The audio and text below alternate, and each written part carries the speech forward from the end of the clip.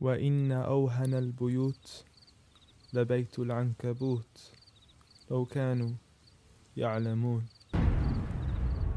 The weakest of homes is the home of the spider, if only they knew.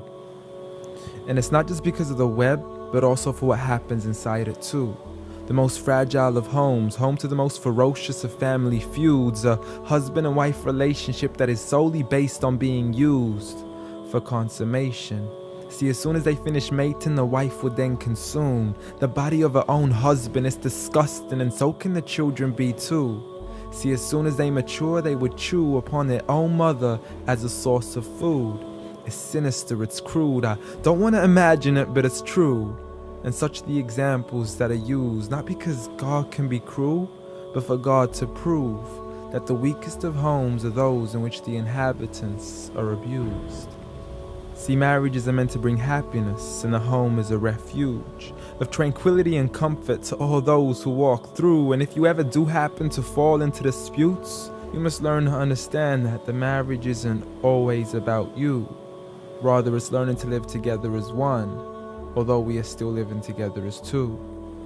In a home where everybody knows that they belong, with love, kindness, and mercy, so we could all just get along, and there's no need for fighting every time something small goes wrong. Because you can't build a home upon violence and then expect it to stand strong. I mean, what kind of man would harm his wife in the darkness of the night, leaving her to bleed as he scars her for life, having to cover up her bruises as she tries to hide them from sight? See, he's so focused on her responsibilities, but fails to realize that he also owes her rights. See, as a husband, you're meant to provide, protect, respect, guide, and guard her. You are her garment, her lifelong partner, her Prince Charming who should charm her, her knight in shining armor. But a night has turned into a nightmare as he spends his nights trying to harm her. As she begs him on her knees, please, I need you to be calmer. I urge you, see, patience is a virtue. I never even heard you. I promise I didn't mean to hurt you. Please don't be mad. And please don't let the kids see, cause it's not right for a dad. It's sickening, it's sad that such scenes are happening in reality within the homes of so many broken families. It's a calamity that we forgot what the meaning of marriage is. Did you forget that the best of you in character is he who is best to his wife?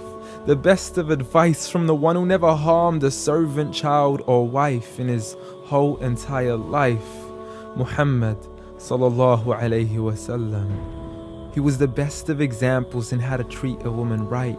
See, if his wife had cooked something he had liked, he would eat it, and if he didn't, he would leave it without expressing an ounce of dislike.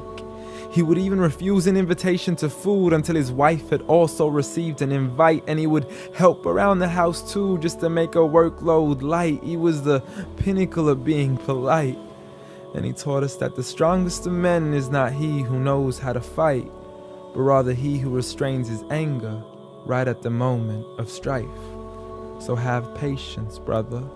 I mean, you wouldn't allow it for your own mother, daughter, or sister. You wouldn't bear to watch another man punch and kick her, so the next time you even think to cause her trauma and hit her, you need to understand that she too is another man's mother, daughter, or sister. So dear sister, no human being deserves to live a life of violence alone. So if he doesn't treat you with kindness, don't live in silence trying to fight this on your own. Rather seek help from God first, and don't be afraid to then pick up the phone and let your people know that you are no longer willing to live in the weakest of homes. Violence against women? Islam says no.